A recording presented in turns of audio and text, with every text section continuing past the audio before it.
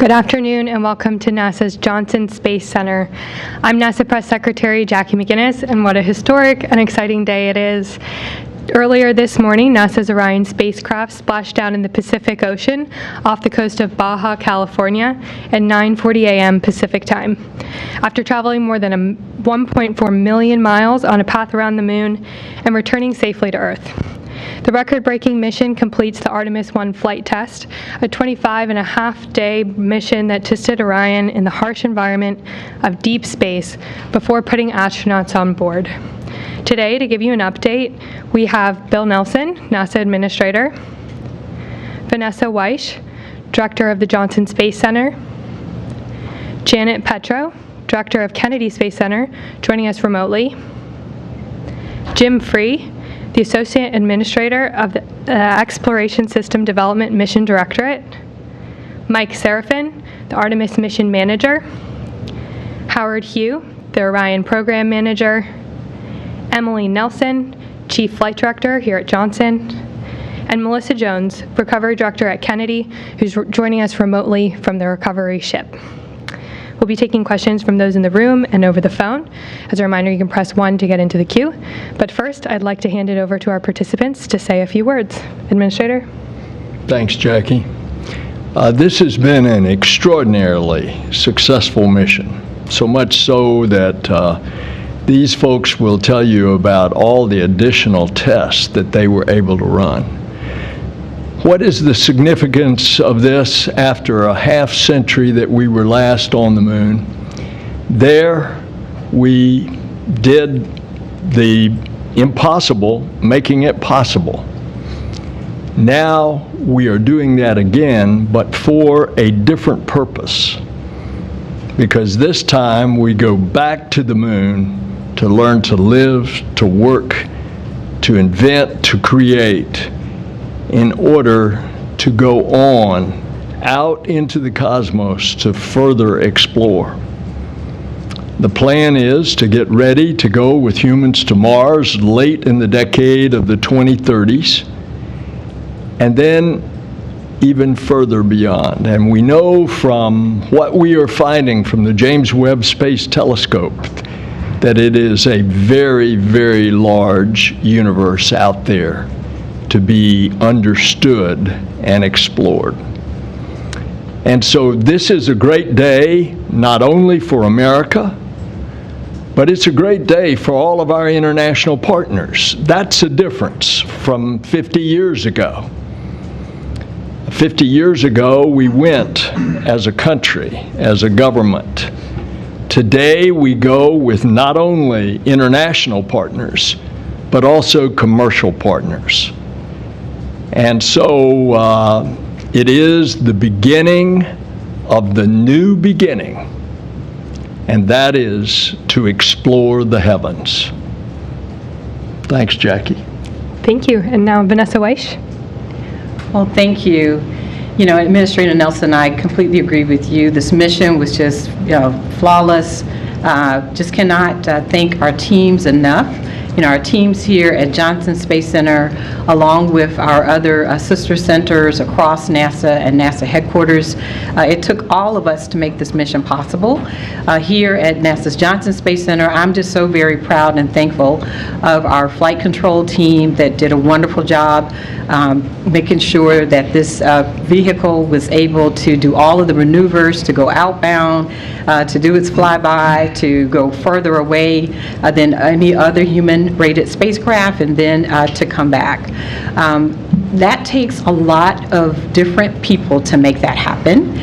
So I also want to congratulate our Orion program led by Howard Hugh and all of the people that are a part of that, as you mentioned, Lockheed Martin, as well as ESA and Glenn Research Center, and then supporting them right here at Johnson, our great engineering team, our human health and performance team, our safety mission and assurance teams, as well as our teams that support our systems engineering and integration that help with the beginning plans, architectures that were part of making all of this possible. and then the testing that's being done and has been done. And I also want to thank our teams out at White Sands who are continuing to do testing for Orion. This mission is a great success for us. Right now, this tells us that this spacecraft has the outer bones and everything that it needs. So now we are going to go and finish outfitting it so that we can put humans on board on Artemis II. And that's, for us, a big, big deal because we'll put our astronauts on board. And so we're very much looking forward to that. And I just want to say again, congratulations to the entire team. Thank you, Jackie. Thanks, Vanessa. Next up, we have Janet Petro joining us from Kennedy. Hey, good afternoon, and it really is great to be here with you all today. You know, Kennedy Space Center was there at the very beginning of this journey with Charlie Blackwell Thompson as a launch director.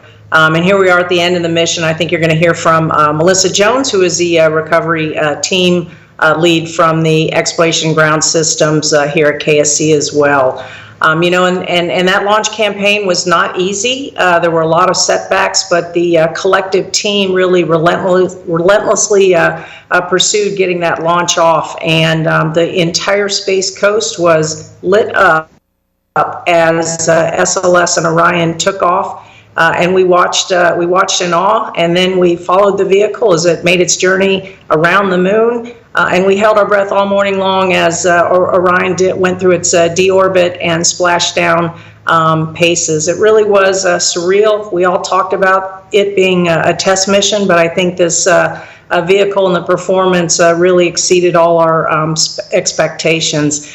I'm really looking forward to getting Orion back at Kennedy at the end of this month in a few short weeks where we'll bring it back into the processing facility, take out the remaining payloads and service it, deservice it, and then take a really good look at the heat shield and see how that system performs. But you know, I got to say, it is Kennedy Space Center's 60th anniversary, and the administrator kind of talked about the previous 50, 60 years, all about Apollo and shuttle, and this is really capping off our diamond anniversary at Kennedy as we look forward to the next 60 years and everything that Artemis is going to be doing for our future here at the agency. So thank you very much. What a way to cap off an excellent year. Next up, we have Jim Free. Thanks, Jackie. Good afternoon, and what a great day. You know, two pictures from this week that sum it up for me: an empty mobile launcher rolling back, and that spacecraft in the water there in the Pacific. So, a remarkable mission by every single one involved. Congratulations to folks that have worked on this for years. Some people their whole career, some people half of their career. It's great to see this first flight come to a close so we can move on down our path of our sustainable presence at the moon. You'll hear a lot about Artemis I and things we did on the vehicle in this flight and still have data to review, but we definitely pushed this vehicle far so that we can be now on to Artemis II, which is happening today at Kennedy. The crew module's there, the service module's there, the engine section arrived yesterday. That vehicle is a reality, and ironically, so are the next missions all the way out through Artemis V. We have hardware today in work around the world through Artemis V. This isn't just a one flight and we're done. We are on our path to getting that base on the moon, to getting the understanding we need to go on to Mars, and doing the science that's front and center here in our program. These missions are complex. We talked a lot about that at the beginning. They will become increasingly complex for us. But I think the confidence that we learned in the vehicle, the things that we tested the vehicle to, the way that the teams responded to all that, I think give me great confidence in our path in the future. So it's great to be a part of it. Congratulations to everyone, and I look forward to answering the administrator's questions of when we're going to launch Artemis II. Thanks, Jim. Over to you, Mike. Oh, well, good afternoon, and thank you to each and every one of you that have come to follow us today on a successful completion of the Artemis I mission, but especially to those that followed us from our very first launch attempt and stayed with us through hurricanes and hydrogen leaks and technical issues throughout. This team has really persevered through many challenges, and from the outset we spoke about how this was a deliberate stress test of our deep space human transportation system. And we've been up front with you about how this was going to be a challenging mission. We set some bold priorities. Priority 1, demonstrate the vehicle at lunar reentry conditions. We successfully demonstrated that today. Priority 2, demonstrate the vehicle in the flight environment. We've successfully demonstrated that over the course of a 26-day test flight. Priority 3 is currently in progress. The vehicle is powered down and it's in the Pacific Ocean, and as Melissa Jones will elaborate, the vehicle recovery and retrieval is in progress, and we expect to complete that here in the next couple of hours. And then priority 4, our bonus objectives, sharing the mission with each and every one of you, public outreach, sharing remarkable images, completing science and technology demonstrations. We've completed that, plus some bonus objectives. So this is what mission success looks like, folks. This was a challenging mission, and this is what mission success looks like. One of our forefathers in the Apollo program, Hugh Dryden, spoke about the purpose of flight testing.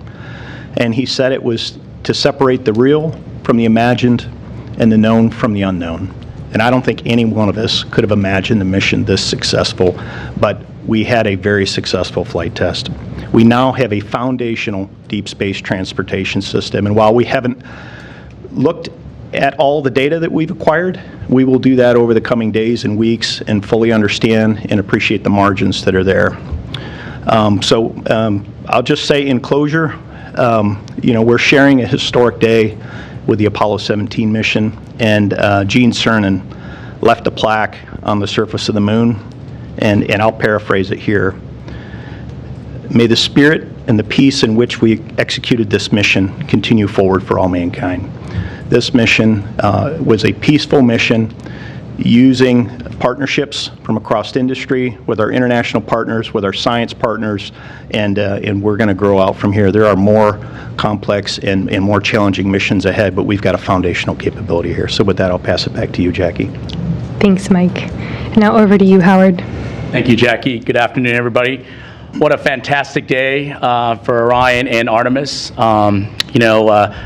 Senator Director Weiss said we have a fantastic team. The Orion team would have been tremendously happy just getting the data, but this accomplishment that we've been able to do all through this 25.5-day mission has been so rewarding, and we've been able to get a lot of data. And I want to thank the teams today. They've worked really hard. The flight operations team has done a tremendous job operating our spacecraft. Our engineering team, our safety team, and our lead integration team has been tremendous in trying to not only just get the data down, but also looking at the data and adding additional objectives. I'll give you some highlights. We were able to be very successful in terms of our operating our systems in space, and our return has just been the same in terms of our success. We were able to hit 0.02 degrees within what we want to do for our flight path angle, and we landed within 2.1 nautical miles of our target landing site. Our requirement was 5.4 nautical miles, so tremendous success in terms of return. Of course, we demonstrated 6 skip entry capability. That went flawlessly as well, and we'll be looking forward to our heat shield data as we gather that and learn more about the heat shield performance when we get the capsule back. But overall, the mission has been tremendously successful. We've been able to accomplish over 122 of our flight test objectives that we had planned, and we added a bonus of 20 real-time flight test objectives as well. So great job by the team. Happy to look through the data even more, and we're ready to accomplish Artemis II going forward. So thank you. Thanks, Howard. And now we have Emily Nelson. This mission, this spacecraft and this team exceeded all expectations. I think we're all in unison on that. The spacecraft performed so well that we were able to start looking ahead at Artemis II and thinking through how else can we push the boundaries on this flight? What else can we learn? Where are there constraints that we can push on? Where are there opportunities for us to to improve on our products for the next flight.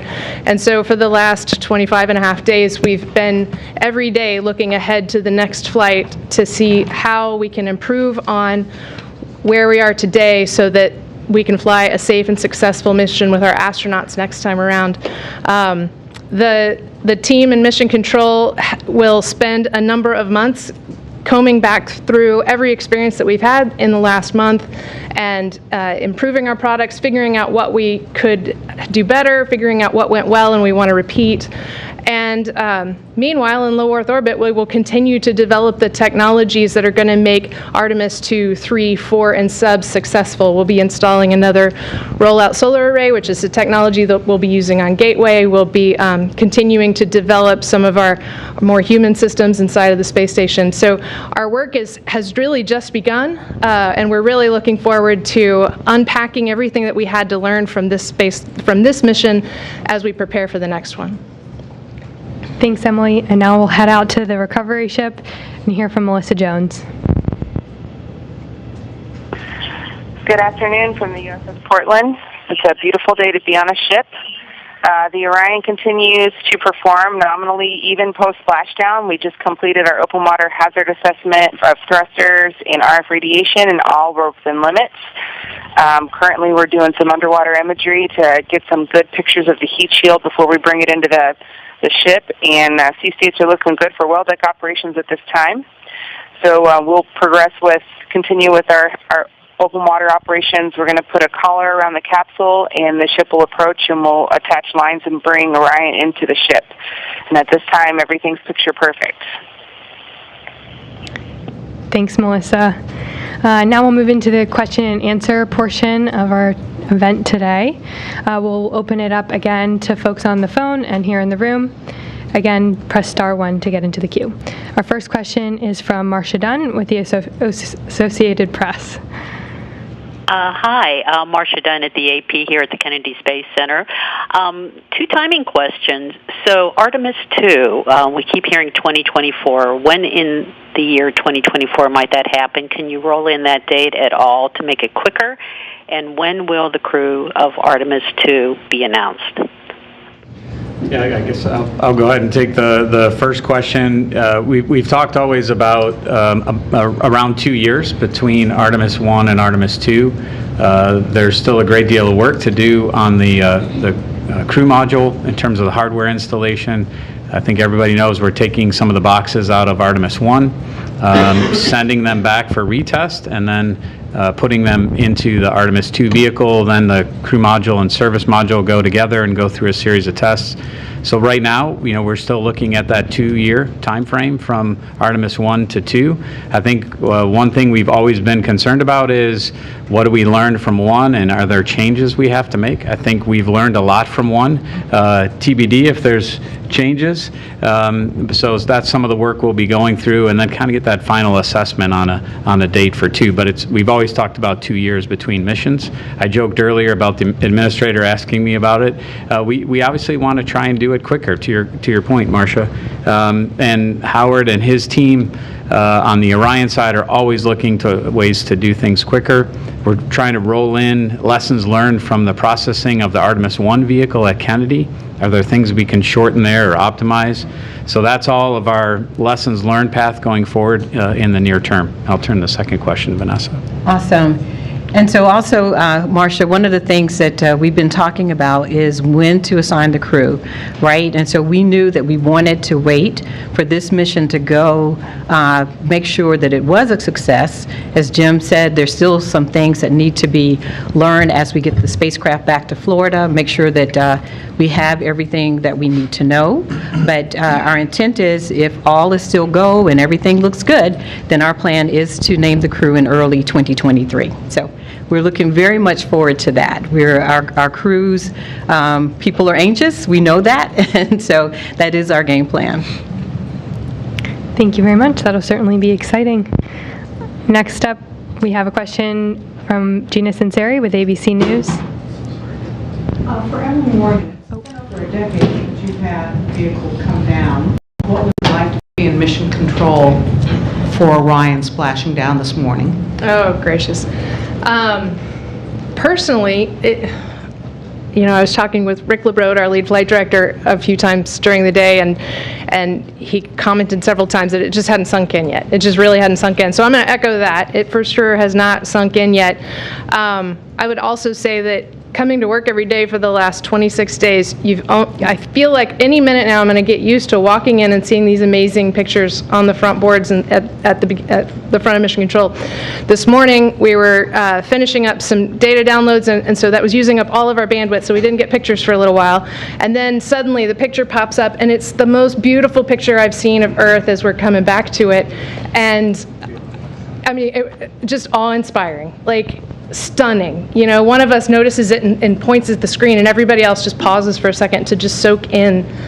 There's a ship that has just been at the moon, been farther away than any spacecraft built for humans has ever been, and now it's about to splash down in the Pacific, and we get to be here for this. And so it's certainly a momentous occasion. Thanks very much. Next, we have a question from Bill Harwood with CBS News. Yeah, thanks a lot. A quick one for Mike Serafin, if I could. Mike, what was the biggest surprise for you during this mission? Something that might have caught you off guard, or either happily or unhappily. And you mentioned the Artemis II engine compartment getting here to KSC. Can you talk about the challenge of assembling the core stage in Florida versus Michoud? What that buys you? Thanks. Yeah, Bill, thank you for the question. The biggest surprise for me was a positive one, and it was simply that the first-time flight of a brand-new rocket, a brand-new spacecraft, first-time operations went as smoothly as it did. And I think that's a testament to the level of preparation, the quality of workmanship, just the overall level of test and integration, and just effort put into getting this mission ready to fly. In terms of bringing the core stage engine section to the Kennedy Space Center, that's an efficiency that we're looking at, and shipping it and then assembling it vertically is something that we've been prepared to do.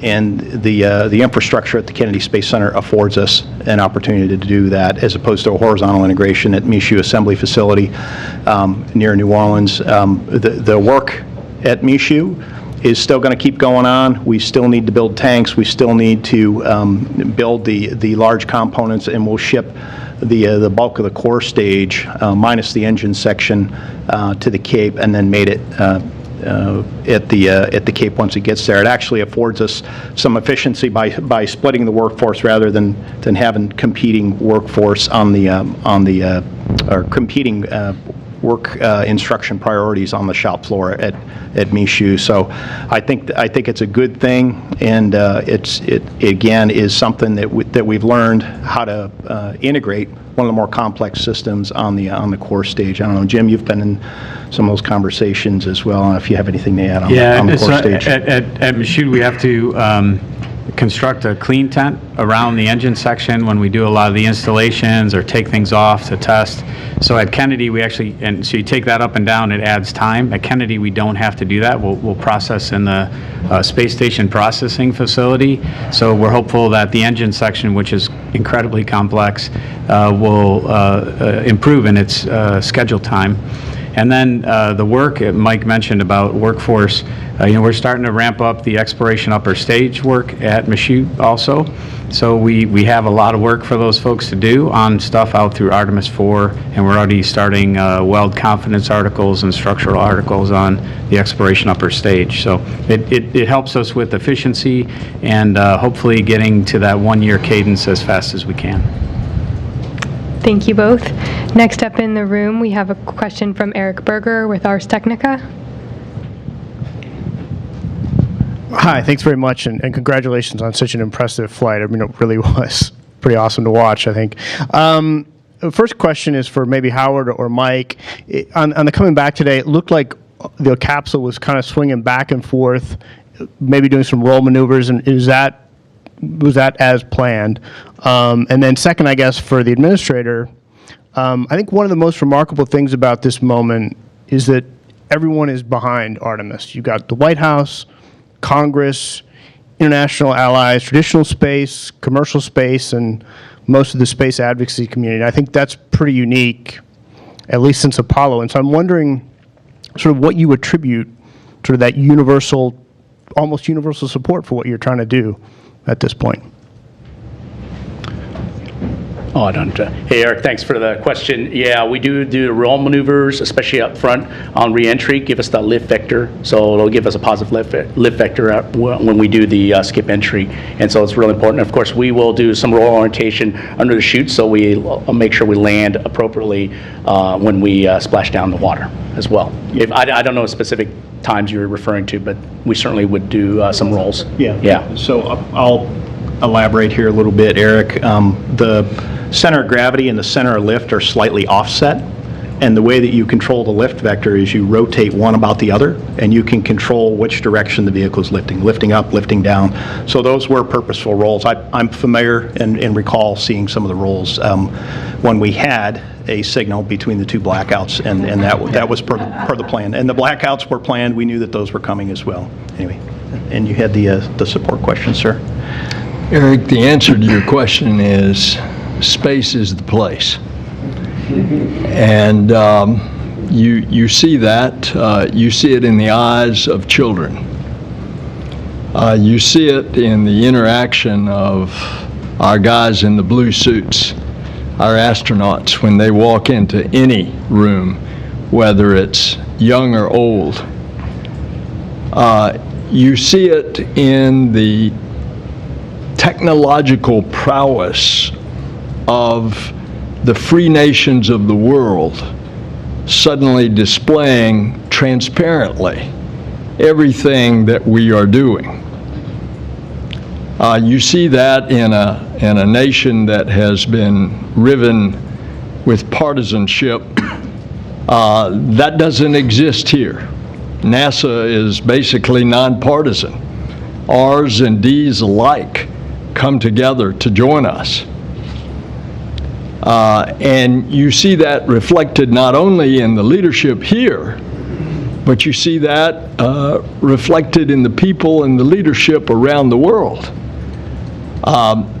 In the little bit that I've been to Europe, I mean, people are just, to use a phrase, over the moon about our space program. When I was at the astronomical conference in Paris, I got a message that the French president wanted to see me. And he's a space aficionado, so he just comes last week for a state visit with our president. And where does he want to go? He comes to NASA.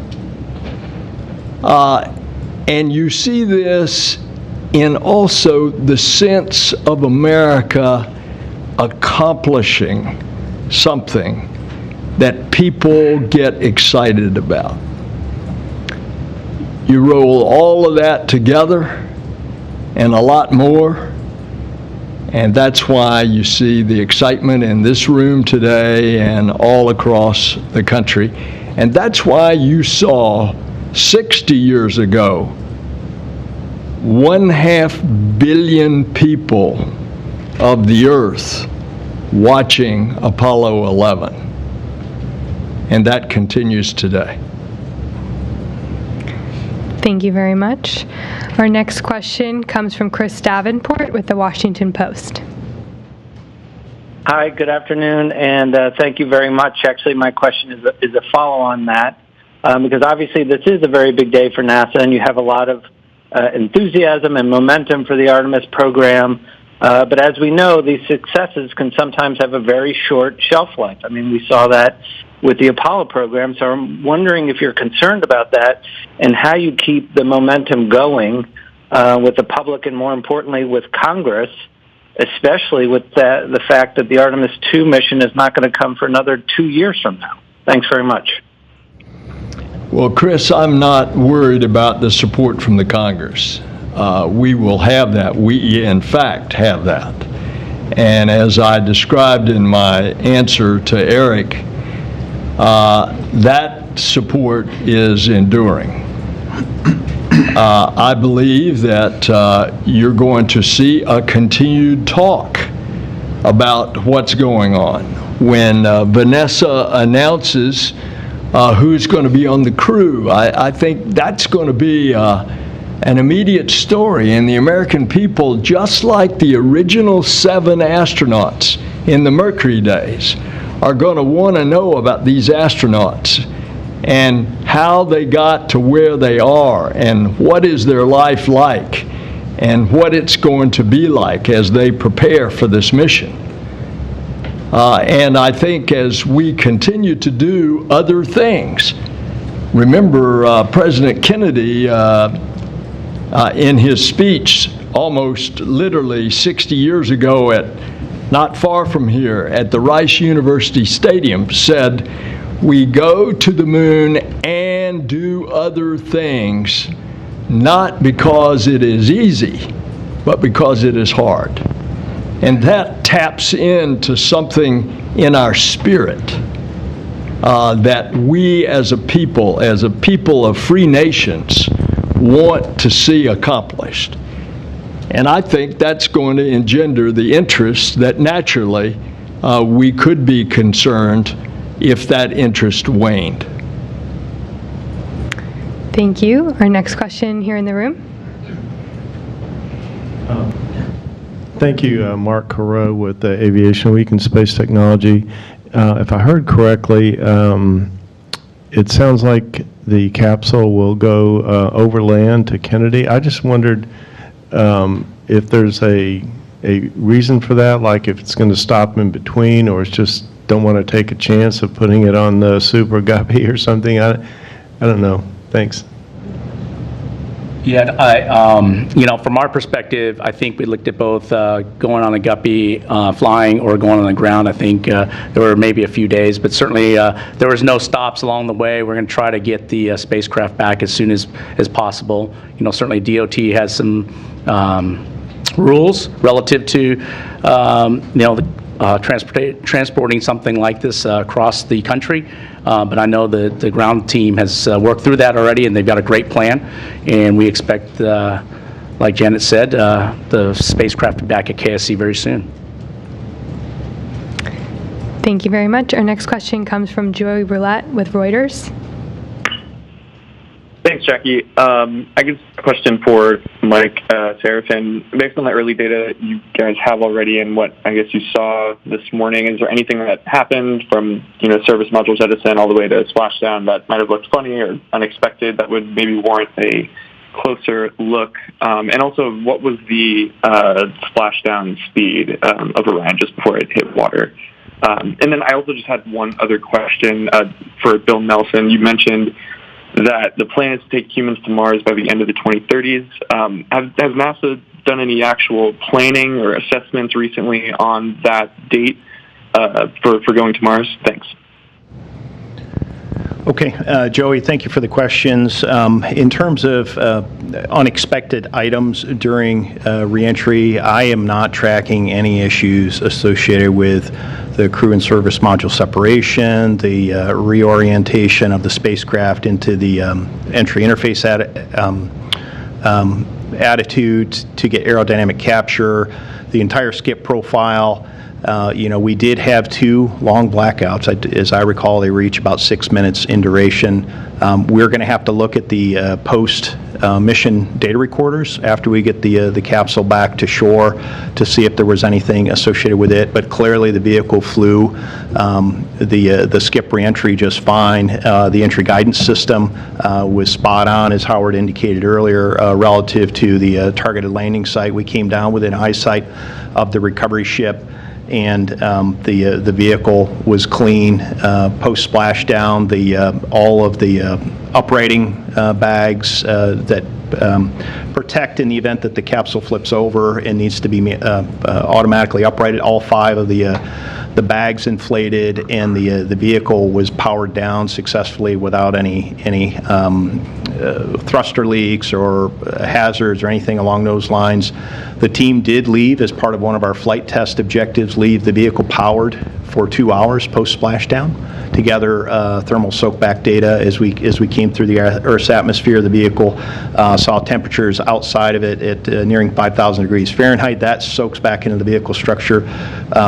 We did collect data by having an extended power up on the surface of the ocean. All that was fine. All the parachute deployments were fine. Probably the only thing that happened that we expected may happen and was likely was the forward bay cover sank in the ocean before we could recover it, and the parachutes sank before we could recover those. But we knew that was a possibility prior to flight. The fact that the parachute deployment sequence was all nominal really makes the retrieval of the parachutes kind of a moot point. So, in terms of anything unexpected, I would say no. In terms of the splashdown speed, I didn't get an exact speed, but we were targeting around 20 miles an hour, and that appeared to be about what the splashdown speed was, but we could follow up with you afterward to get an exact speed. The goal of going to Mars was first announced by President Obama, and it was thought at the time that it would be about 2033. But that was a dozen years ago. And now a more realistic goal is the end of the decade of the 2030s. But a lot of this will depend on the development of new technologies, the ability to sustain humans for a long period of time all the way. Part of that is going to be how fast we can get to humans, how fast we can get to Mars with a crew. And so we finally broke through with the Office of Management and Budget on nuclear thermal propulsion and nuclear electric propulsion research. I think that will be supportive by the Congress. New technologies to propel us there faster. And so that is why we set a target at the end of the decade of the 2030s to go to Mars. And then we're going beyond. Thank you. Our next question is from Micah Maidenberg with the Wall Street Journal. Hi there. Administrator Nelson, you were, of course, a major supporter of the 2010 legislation that was key to getting Artemis I completed. Do you feel any sense of personal vindication today by the completion of the mission? Especially given the performance of SLS and Orion, after some of the technical challenges with the hardware over the years and criticism of that bill? Thanks. The success of the mission today is because of a team like this and all the people that they represent, including our international and commercial partners. That's why we have come to this extraordinary day today. And I got to go get on a plane and go back to D.C. These guys are going to celebrate. I'm going to miss it. Thank you. Our next question comes from Jackie Waddles with CNN. Hey, everyone. Thanks so much, and congratulations. So I thought I remembered last week, and correct me if I'm wrong, that Orion was going to spend like 2 to 3 hours in the water, and it sounds like now it's going to spend a bit longer, maybe up to like 5 or so hours. Is that true, and why will it be in the water a little bit longer? And then I was also wondering, based on the data you've collected after splashdown, if you could tell us like what exactly the cabin temperature ranges looked like. Thank you so much. Is Melissa still with us? Otherwise, I'll take a crack at that one. Melissa, are you with us? Hey, I'm here. Part of the question dropped out, though. Can somebody repeat it? Her first question was about, her second question was about the cabin temperature, and the first question was about how long Orion was going to be in the water. She thought she had heard 2 to 3 hours, and now it seems maybe more like 5 or 6, so she was looking for confirmation and an explanation on why. Yeah, I can answer the first question, and we'll have to let somebody else answer the thermal question. So this recovery is about 5.5 to 6 hours, and the reason for that is because the first 2 hours we had a powered-up flight test objective with about an hour and a half of imagery. So it's all about gathering data because it's a test flight. And then the last hour and a half to 2 hours will be installing a collar on it, attaching lines, and getting it in the well deck. So typically a recovery with crew on board that wasn't required all of the flight test objective data that we're trying to get, and the flight test objectives would be significantly less than this in under 2 hours. But in this case, we're being very careful, trying to get all the data we can, and trying to be very careful with the capsule when we bring it in and we set it down on the cradle. Thanks, Melissa. Yeah, I'll answer the second part. So when we landed, Mike mentioned, understand thermal environment in the cabin itself. So it was 60 degrees Fahrenheit. And when I left, after about an hour, it got to about 71 degrees. So really great data, very much in what we expected, and a great way to collect the data for this flight and understand how the cabin environment will be for the crew on Artemis II. Thank you very much. Our next question is from Ken Chang with the New York Times. Hi, thank you. This is for the administrator. So congratulations on today. Looking forward to Artemis III, NASA is working with a company led by someone who today suggested that Anthony Fauci should be prosecuted for crimes. I'm wondering, is there anything that Elon Musk could say that gives NASA a pause on SpaceX's ability to execute this conduct? Thank you. Hey, Ken, I'm really sorry your connection was cutting out in the room. Do you mind repeating your question? Can you hear me? It's garbled. Yeah, it's a little in and out. Sorry, go on to the next question then. Can't understand.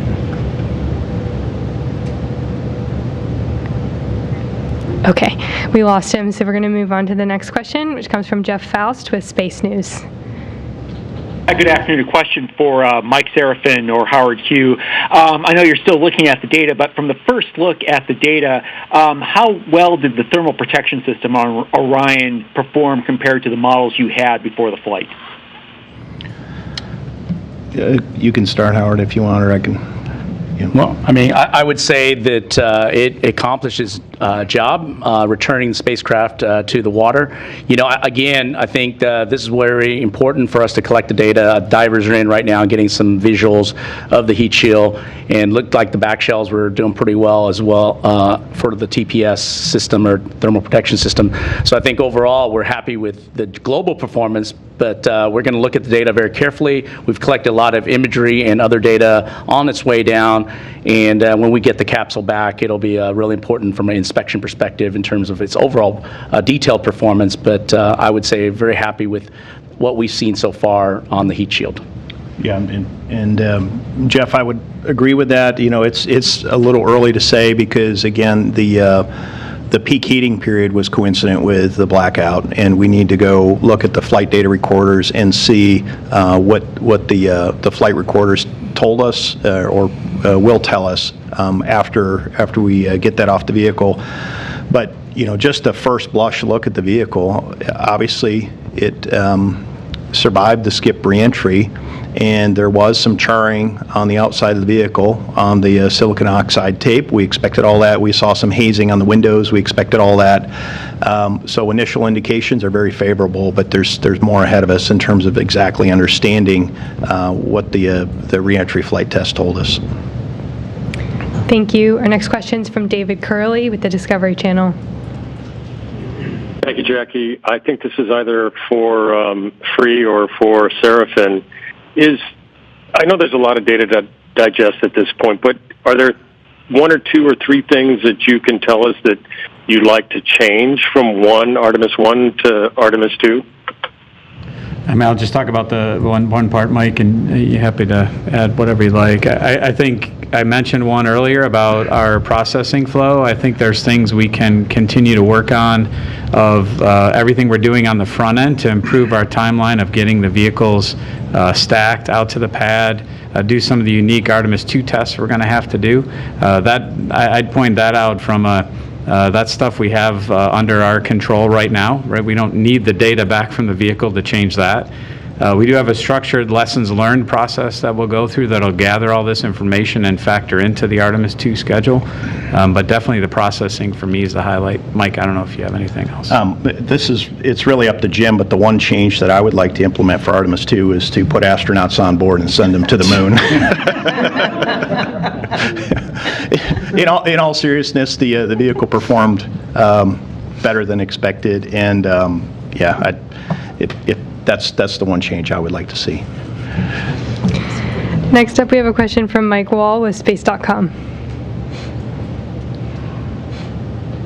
Thank you all for doing this, and congratulations on successful flight test.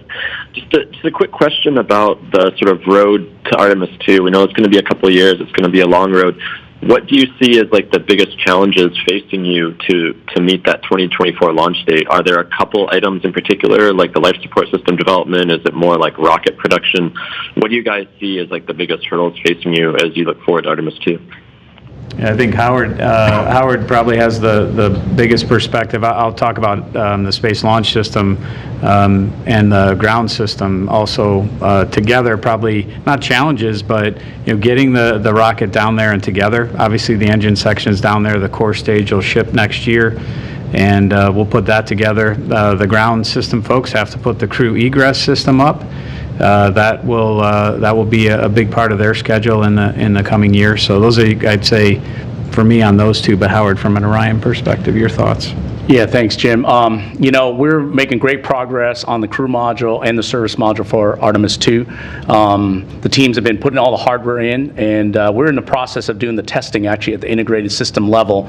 And I think, to me, the challenges will always be, we're installing some first-time hardware that after Jim agrees to put the crew on board, we'll have displays for the crew to monitor systems and operate the spacecraft, along with hand controllers, and also the life support system. And all those will be very important elements for Artemis II.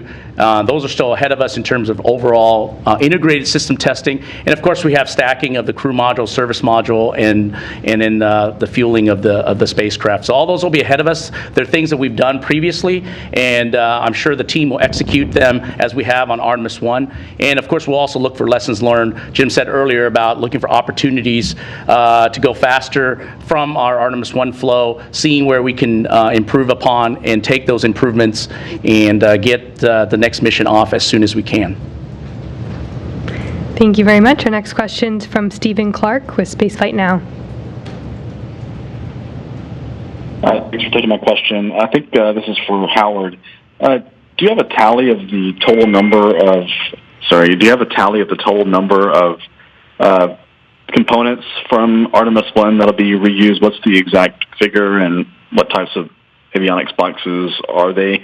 And then what happens if some of these components don't pass the retest, if you have to build something new for Artemis II? What does that do to the schedule? And if I may, for Mike Serafin, are you going to be the mission manager for Artemis II, or will that be a new person? Thanks. Yeah, I'll start. There's 8 types of components that we're bringing home, and from Artemis I to Artemis II. I'll just give you a flavor. The IMUs, inertial measurement units, are one of those. The GPS receivers are another. The phase array antennas that's on the crew module will also be reused. Relative to the retest, we'll see what the conditions are, but we do have Artemis III hardware that are available to utilize for Artemis II when they're available. And so we'll look at those very carefully going forward, and of course we'll do the testing and make sure they're ready for flight for Artemis II. And I'll turn over to somebody else for the next question. Yeah, and Stephen, thank you for the question. In terms of who the Artemis II person is, that is Jim's call, and we'll see what he decides. I'm ready for a rest after this one. I look forward to going home and just. And taking a little bit of a break here, but we do have flight-by-flight assignments, and we'll see what Jim decides. A well-deserved rest. Our next question is from Manuel Mazzanti with Debate. Hi, thank you, and congratulations to all on an incredible mission to NASA and its partners. I I hope Melissa's still there on board the Portland. I want to follow up on a previous question. I understood that the recovery timing, or the average recovery timing, it's 2 hours for crewed mission. It starts from the moment of splashdown to hatch opening. If that's so, is there any objective on trying to minimize that time? Thank you. Yeah, Melissa, are you still on? Do you want to try to take that one? Otherwise, I'll take it. No, I've got it. Thank you. So for Artemis II, for crewed missions, the requirement is from splashdown to astronauts to medbay, 2 hours. We absolutely plan and expect to beat that with our training and our testing that we're going to be doing post-Artemis I.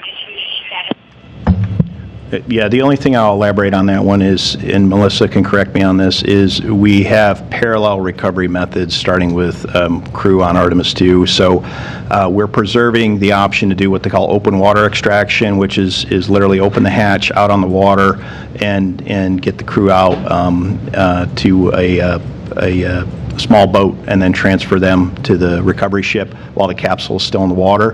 The other method is literally just tow the capsule with the crew in it into the well deck, so that we're preserving both options to do that, and the recovery operations teams are prepared to do either of those. Thank you. Our next question is from Ken Kramer with Space Up Close. Hi, thanks for taking my question, and congratulations on all of you for a fantastic job. Many of us have waited 50 years in the Apollo generation, and so you've done that for both Apollo and Artemis, so thank you. My question for Bill Nelson is maybe what Kenneth Chang was asking too. Can you give us an update on Starship production, research, development, technology? Are they building hardware? Are they still designing it? Can you tell us in some detail about that, please, for the lunar lander? I ask the question all the time of Jim Free, is the Starship meeting each of the benchmarks, the time schedules? And the answer comes back to me, yes, and in some cases, exceeding. I have been down to Boca Chica. It is a sight to behold how they are putting those starships together and then the big booster. And their plan is that they're going to do a few test flights there. And once they have the confidence, they will bring the missions to the Cape, and until they get their permanent pad on the Cape, they will launch from the one that they are constructing right now that is in the outer perimeter of pad 39A. And you know, you're developing a new vehicle, a new rocket, and you can expect some delays, but thus far I'm told that they are on schedule. Their plan is to do an uncrewed landing in 23, late 23, that's a year from now, and then to do the crewed landing in late 24. So slips are always possible because it's a brand new system, but they have been quite impressive in what they have done with other systems.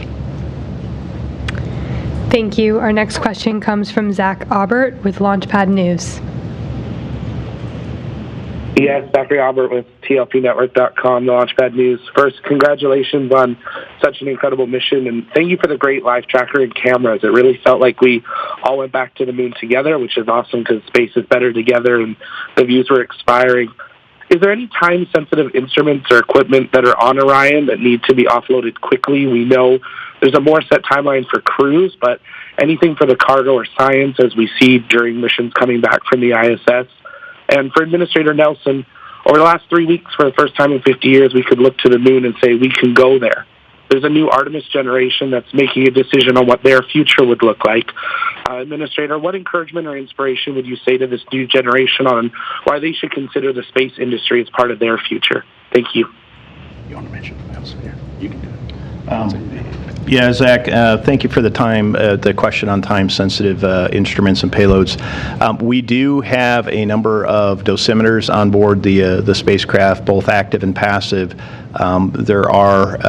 There's also one bioexperiment payload that is on board that it contains a number of organisms, yeast and fungus and some other organisms that serve as basically an analog to help us understand radiation exposure. So we've got the bioexperiment samples in the cockpit of Orion. We've got the Mare mannequin torsos that one had a radiation vest on, one did not, and we'll get baseline data from that. And then there are other dosimeters in the cabin. So those will be removed as soon as we can once we get the vehicle back to San Diego, simply to basically stop the clock on those, and it makes it more difficult in terms of understanding what the results are the longer that they're sitting here on Earth. And there is some background radiation, there is some background decay in the experiments themselves, so that will be done to stop the clock, but none of those I would say are kind of high priority in terms of the overall processing of the vehicle. We just know we're going to get those off the vehicle, and there's a plan to do that. The essence of your question was, how do we get the younger generation to buy in to the Artemis program? And I would invite you to come with me to any NASA center and talk to our interns. We hire a bunch of college interns. We're going to hire more, by the way. We're getting that in the budget. You will come away from that conversation so pumped because those students will pump you up with their excitement about what they're doing and how they're contributing. I can't help but remember in the old days, in the Apollo program, the story was told about a ditch digger at the Kennedy Space Center, and a reporter went over to him and said, "Describe your job." He says, "I am helping to put a man on the moon." I think you will see that same kind of excitement and dedication in the eyes and the speech of our young generation. Now, certainly with the success of this first Artemis mission, that is the telling of a story that has a plan to going further out into the universe. And that in and of itself is an exciting story. Thank you. Unfortunately, we are running up on the end of our time together. We have time for one more question. The last to close this out will be from Leo Enright with Irish Television. Thanks very much, and I rather like the anecdote about the ditch digger. I suspect Jay Barbary might have been involved in telling that anecdote originally. My question, though, is for Emily Nelson, presumably no relation, and I wondered about the live shots we had of the other mission control, which was, of course, on the beach at Noordwijk in Holland. And I wondered how that worked. Did you find that this is something that you would be comfortable with if you had women and men aboard the spacecraft and you had to make sudden decisions? And I think I missed the very first part of your question. Could you repeat just the first part, please? Yeah, I was wondering about the Service Module Control Center in Noordwijk. And is that somewhere that you would be comfortable? This is for Emily Nelson. Is this somewhere that would be comfortable for you if you had women and men aboard the spacecraft and you had to make sudden decisions? I think he's asking of our integration with our remote control centers. Oh yeah, we have more than 20 years of experience working with globally distributed teams as we've been controlling the International Space Station, and so really we have a number of years of experience in building those kinds of relationships and making sure that all of our global teams are working in synchrony. So I would have no concerns over a distributed team executing these missions in the future, and especially as we bring in more international partners, as we bring in more commercial partners and partners across industry, I think you're going to see an even more increasing diversity in our team globally, and we're really going to leverage all of those opportunities to make these missions successful going into the future. Thanks, Emily, and thank you all for joining us today. Our coverage of the Artemis I mission continues on the Artemis blog, where you can follow along for updates about Orion's journey back to the Kennedy Space Center. Have a great afternoon, and go Artemis!